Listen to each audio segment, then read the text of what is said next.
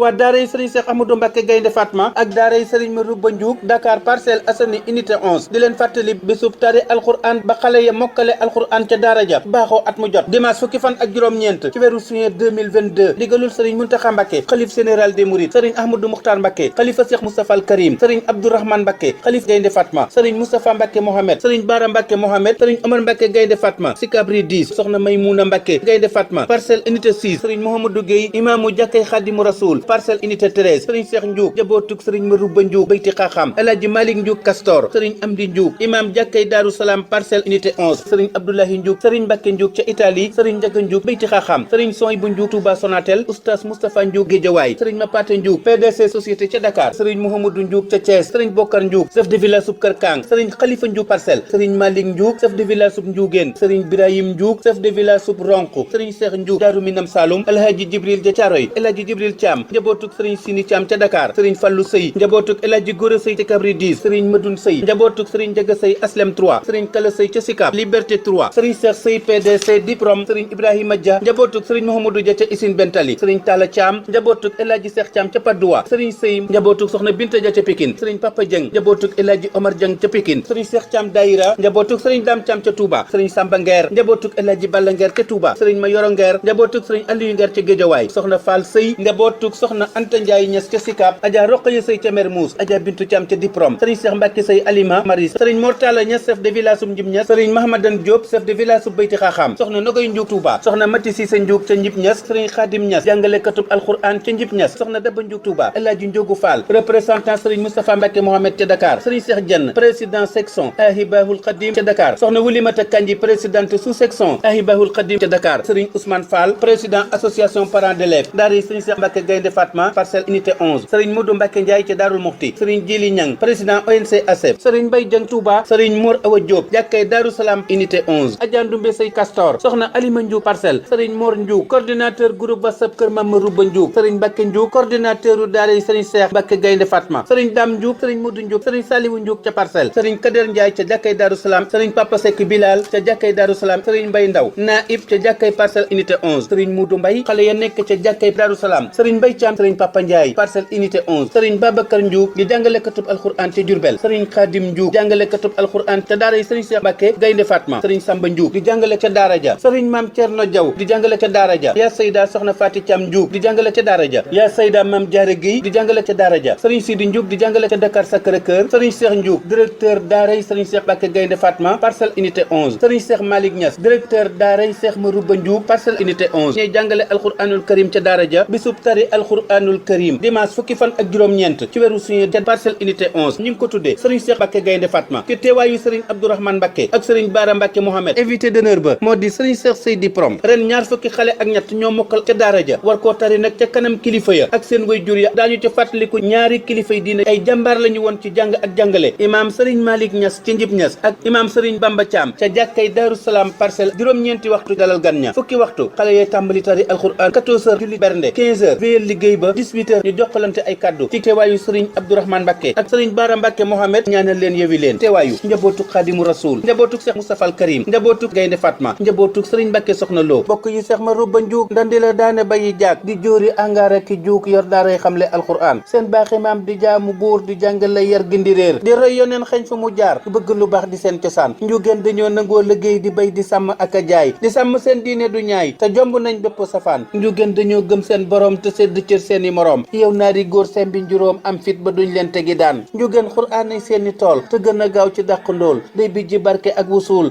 xéewal yi xëy di walangaan njugeen dañoo yàgg ci siiw ngir def lu baax jomb lu ñaaw jaar yoonu njub te duñu féew te jomb nañ bépp safaan la qualité fait la différence.